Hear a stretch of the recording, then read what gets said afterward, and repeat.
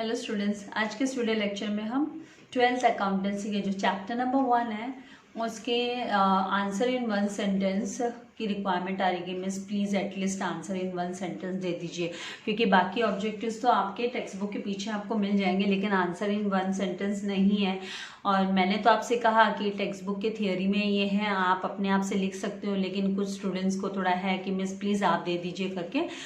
तो यहाँ इस वीडियो लेक्चर में हम चैप्टर नंबर 1 का answer in one sentence as well as chapter number 2 का आंसर इन वन सेंटेंस मैं आपको प्रोवाइड करने वाली हूँ।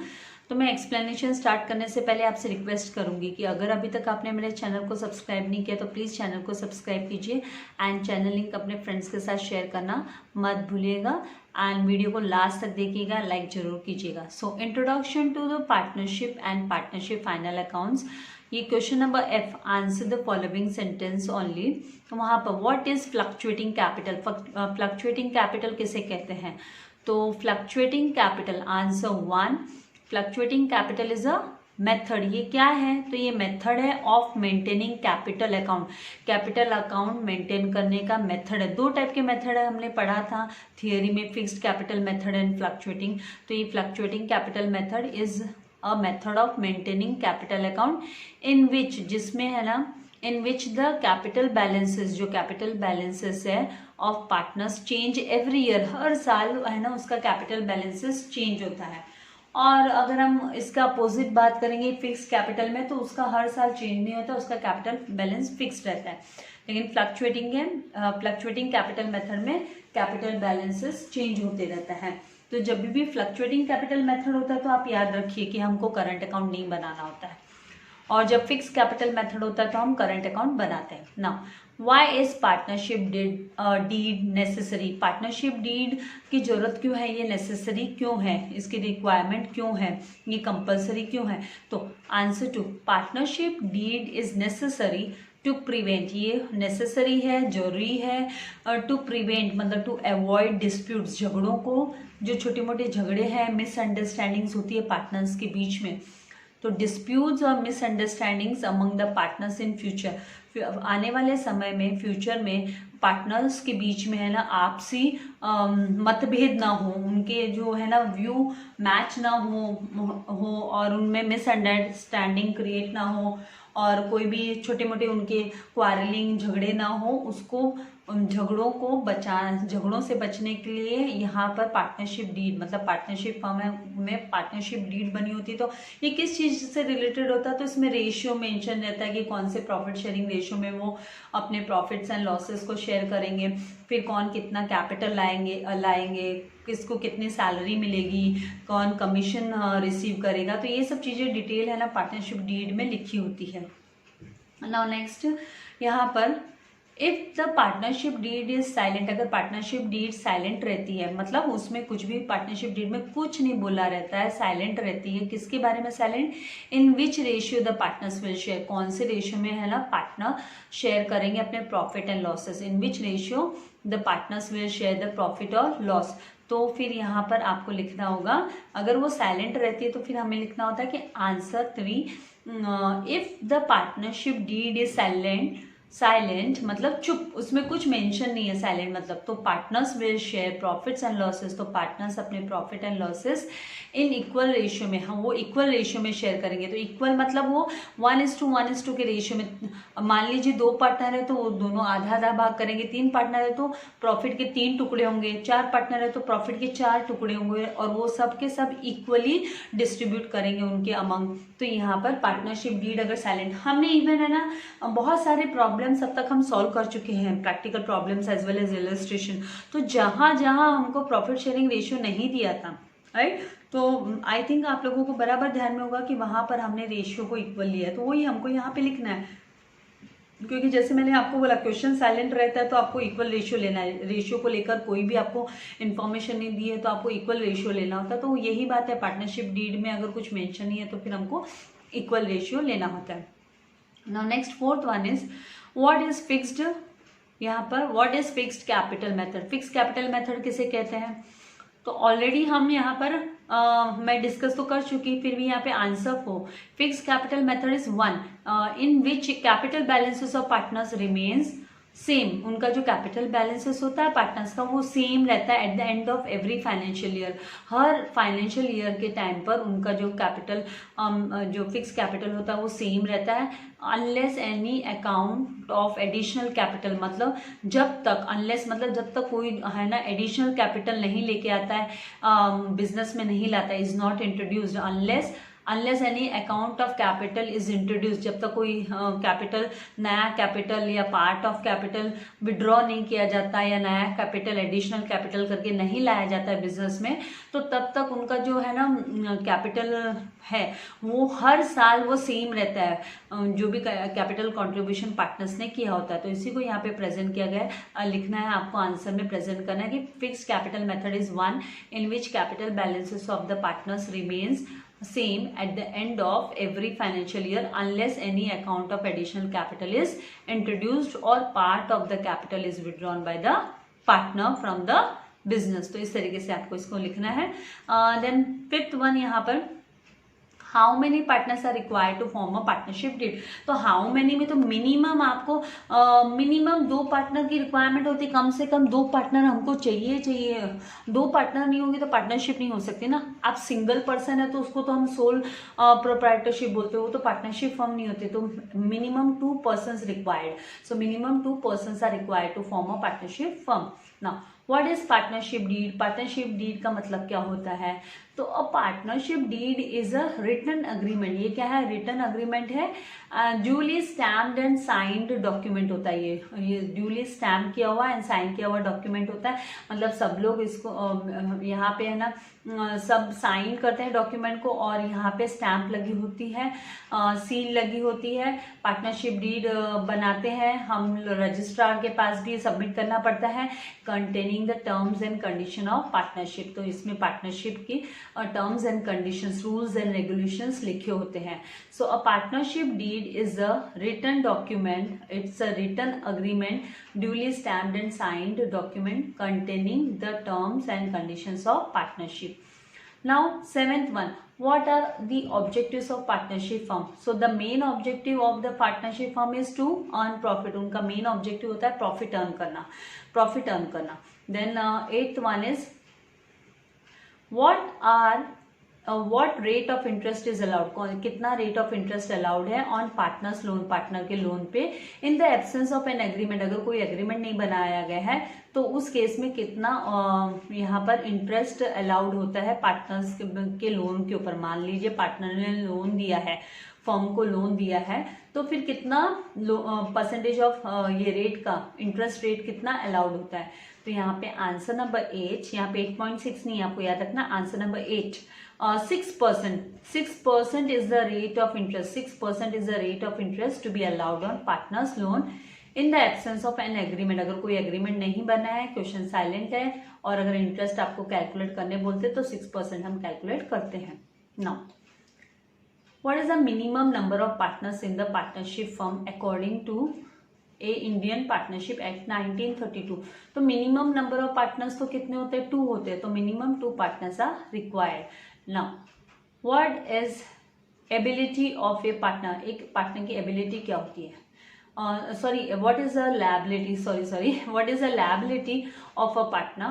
तो answer 10, liability of a partner except minor partner। अगर minor partner का मतलब क्या होता है, जो 18 से बिलो का, 18 से बिलो एज होती है, जिसकी 18 साल का नहीं होता है, जो माइनर रहता है, तो यहाँ पर वो पार्टनर जो उसको छोड़कर बाकी के जितने भी पार्टनर्स है पार्टनरशिप फर्म में, तो उनकी जो लायबिलिटीज होती है वो अनलिमिटेड होती है। They have unlimited liabilities. Unlimited कैसे, मान लीजिए अगर कोई प्रॉब्लम हुई, मान लीजिए इन्होंने क्रेडिटर्स का पेमेंट नहीं किया पार्टनरशिप फर्म ने, तो वो क्रेडिटर्स है ना पार्टनर्स की, इवन इनकी जो प्राइवेट प्रॉपर्टी है उसको भी वो लोग है ना उसके ऊपर भी वो चार्ज कर सकते हैं।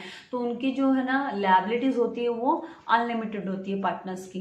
Now 11th one, in the absence of partnership deed, अगर पार्टनरशिप डीड नहीं बनाई गई है, what is the rate of interest on loan advanced by partner to the firm is allowed. तो अगर पार्टनर कोई लोन देता है फर्म को, तो उसे 6% का rate of interest is allowed. ये क्वेश्चन ऑलरेडी ऊपर हो चुका, फिर भी मैंने आप लोगों को लिख के दिया है ये।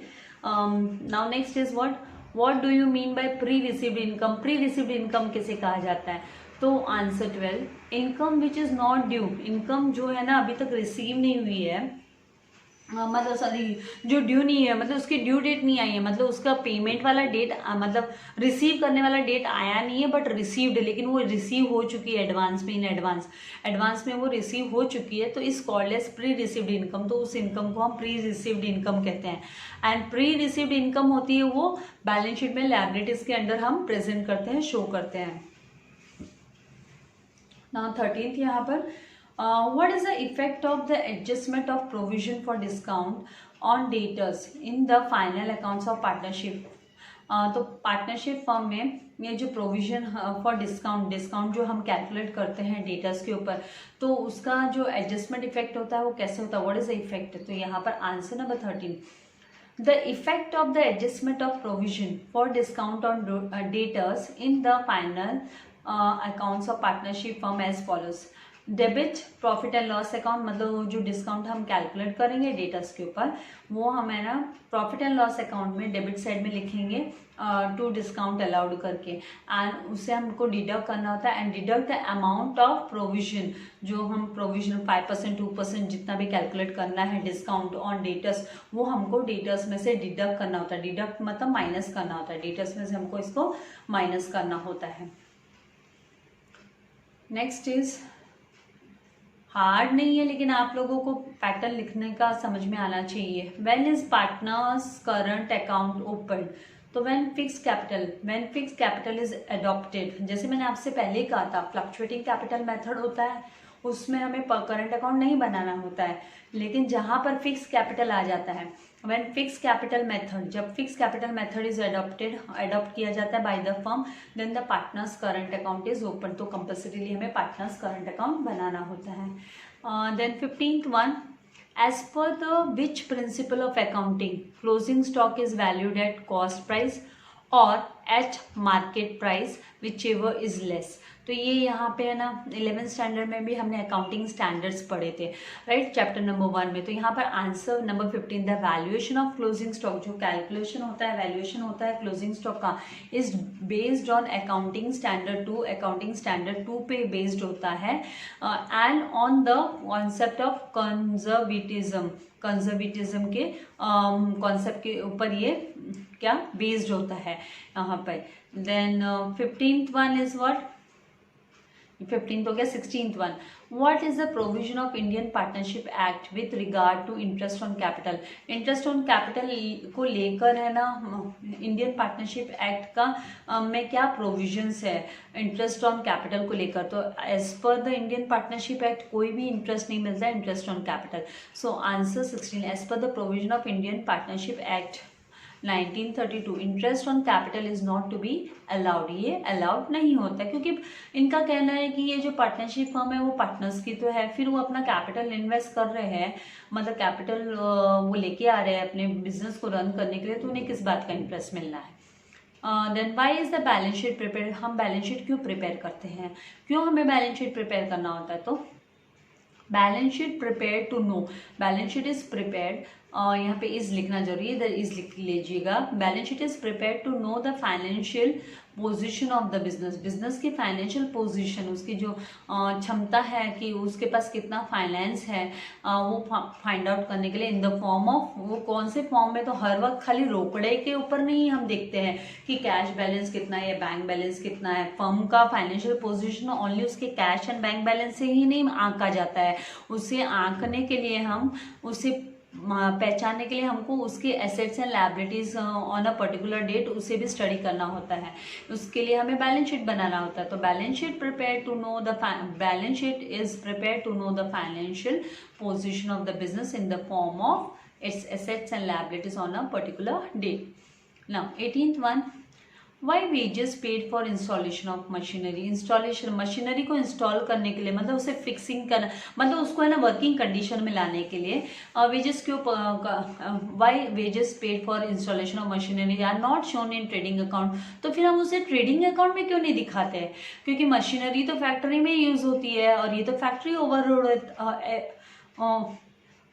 होता है, ओवरहेड होता है। ऐसे एक स्टूडेंट ने मुझे किसी चीज़ से रिलेटेड पूछा भी था कि मिस ये जो कुछ डेप्रिसिएशन वगैरह को लेके पूछा था, या कि है ना हम लोग ट्रेडिंग अकाउंट में क्यों नहीं दिखाते हैं। तो ये ऐसा नहीं है कि हर चीज़ ट्रेडिंग अकाउंट में, मतलब हमने मशीनरी वगैरह ट्रेडिंग से रिलेटेड हुई, प्रोडक्शन डायरेक्ट प्रोडक्शन से रिलेटेड है तो उसका डेप्रिसिएशन भी उससे रिलेटेड होगा।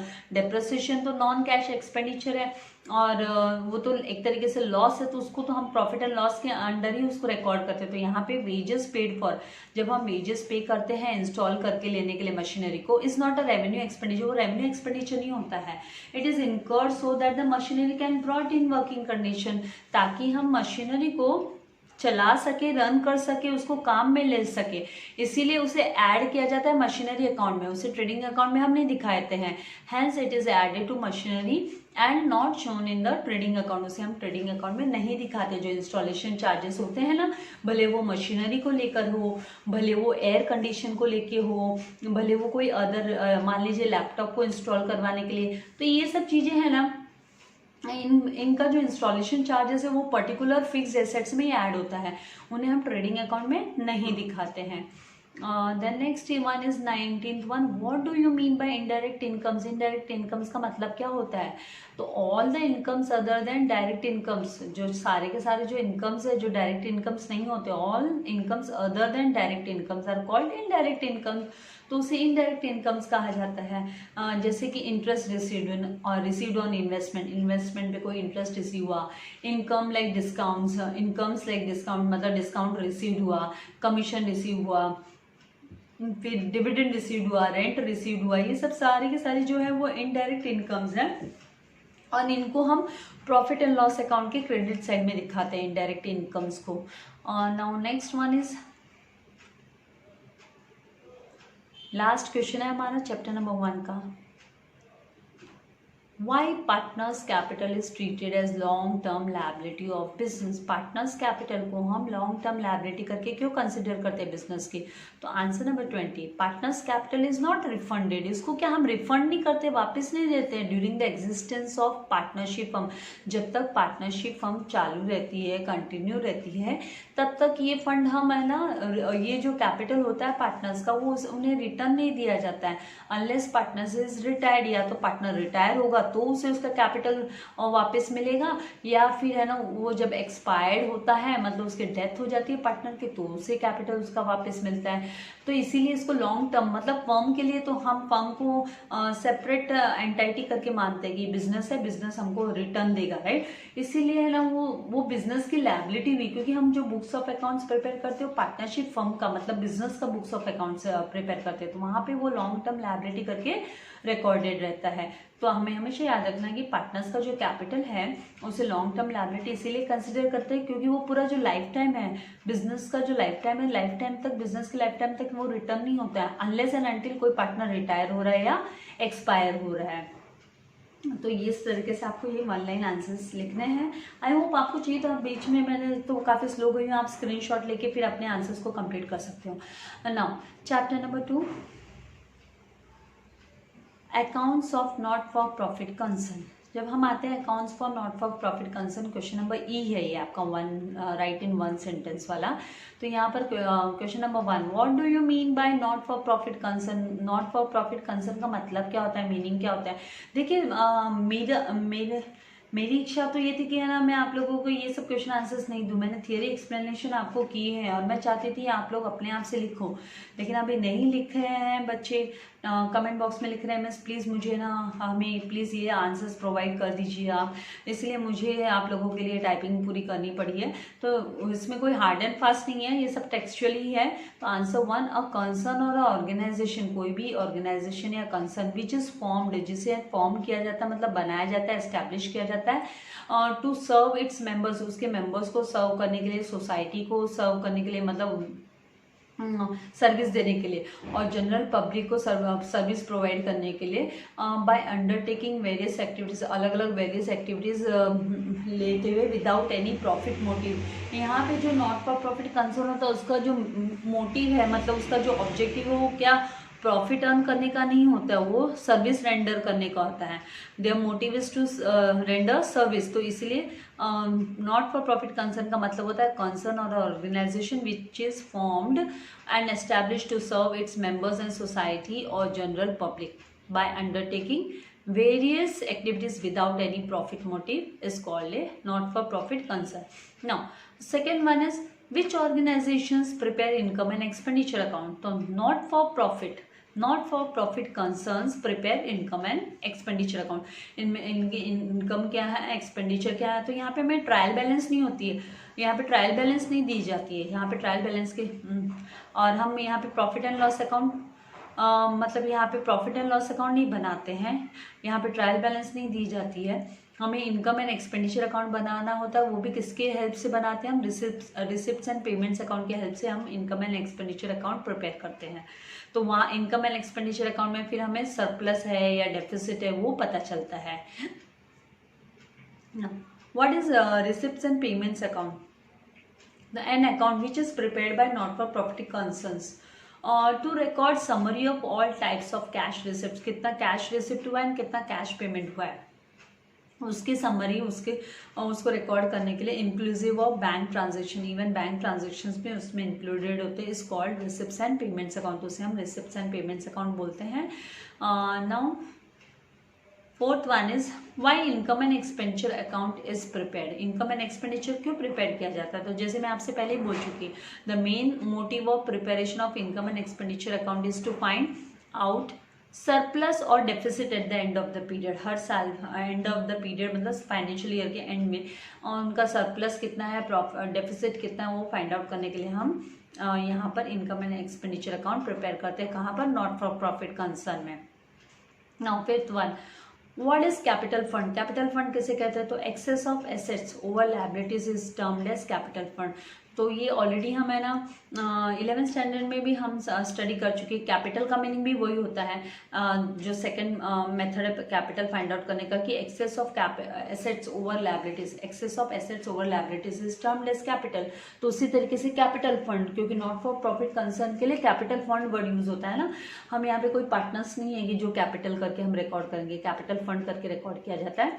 No sixth one is what is subscription? Subscription किसे कहते हैं? तो subscription is the periodical payment. ये क्या है? पीरियोडिकल। जैसे आप देखें ना, आपके घर पे अगर टाटा स्काई है या आपके घर पे आपने डिश टीवी लेके रखा है तो आपको मंथली सब्सक्रिप्शन पे करना पड़ता है, या आपके घर पर वाईफाई है तो आप सब्सक्राइब करते हो, मतलब आप सब्सक्रिप्शन आप पेमेंट करते हो। तो इसी तरीके से नॉट फॉर प्रॉफिट कंसर्न का मेंबर बनने के लिए सब्सक्रिप्शन पे करना पड़ता है।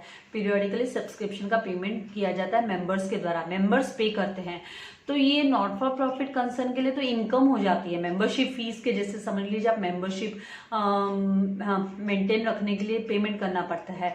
तो यहाँ पे उसी तरीके से answer 6, subscription is the periodical payment. ये पीरियोडिकल पेमेंट है मेड बाय द मेंबर्स, ये मेंबर्स पेमेंट करते हैं ये to not for profit concern for maintaining his membership और हर मेंबरशिप, अपनी मेंबरशिप को मेंटेन रखने के लिए पेमेंट करते हैं। Now what is legacy? Legacy किसे कहते हैं?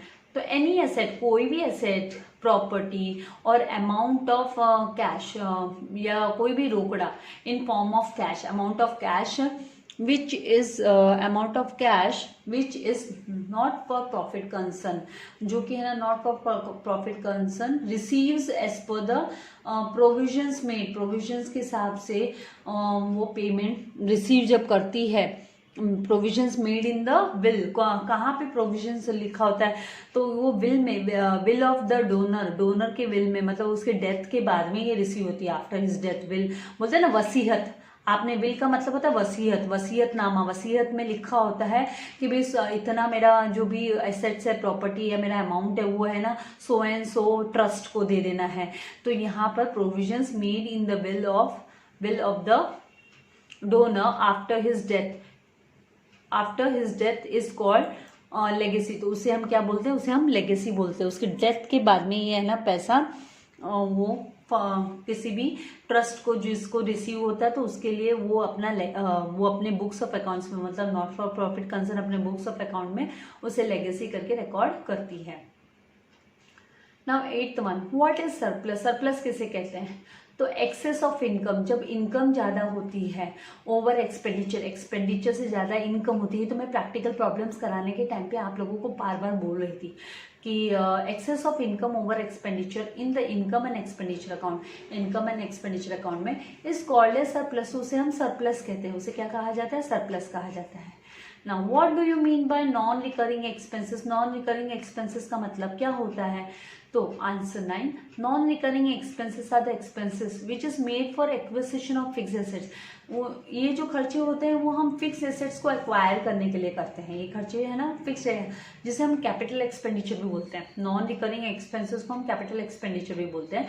तो नॉन रिकरिंग एक्सपेंडिचर्स मतलब expenses are the expenses which is made for acquisition, acquisition मतलब एक्वायर, ऑब्टेन, परचेस करने के लिए, फिक्स एसेट्स को परचेस करने के लिए, विच gives benefits for long period, लंबे समय में ये बेनिफिट देता है, फायदा देता है फर्म को, बिजनेस को। तो यहाँ पर non recurring expenses are the expenses which is made for acquisition of fix assets which gives benefits for a long period. Now next one is what? 10th last है ये आपका। तो 10th one, to which account surplus और deficit is transferred. Surplus and deficit को हम कौन से account में ट्रांसफर करते हैं? तो आपने क्वेश्चन प्रॉब्लम सम किए तो आप लोगों को पता है कि अगर सरप्लस होता है तो हम कैपिटल फंड में ऐड कर देते हैं, राइट। हम बैलेंस शीट बनाते हैं तो बैलेंस शीट के अंडर में कैपिटल फंड लायबिलिटीज के अंडर में होता है। तो लायबिलिटीज में कैपिटल फंड के अंडर अगर सरप्लस आ गया है हमको income and expenditure account close करने पे, अगर सरप्लस रिसीव हुआ तो हम कैपिटल फंड में ऐड करते हैं, और अगर डेफिसिट होता है तो हम है ना कैपिटल फंड में से माइनस करते हैं। तो वो ये आपको लिखना है वर्ड्स में। तो यहाँ पर आंसर 10,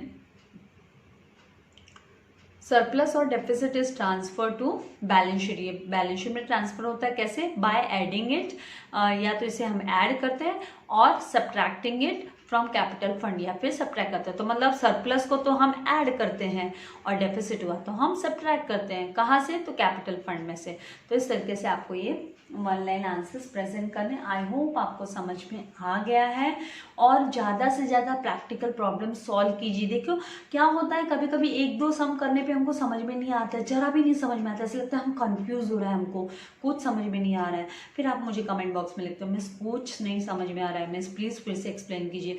माय डियर स्टूडेंट्स, इतने सारे सम्स मैंने एक्सप्लेन किए, illustration as well as practical problem. आप पहले कम से कम जितने सम मैंने सॉल्व किए उतने सम आप सॉल्व तो करो। मुझे पूरा कॉन्फिडेंस है आप लोगों पे, डेफिनेटली आप लोगों को समझ में आ जाएगा।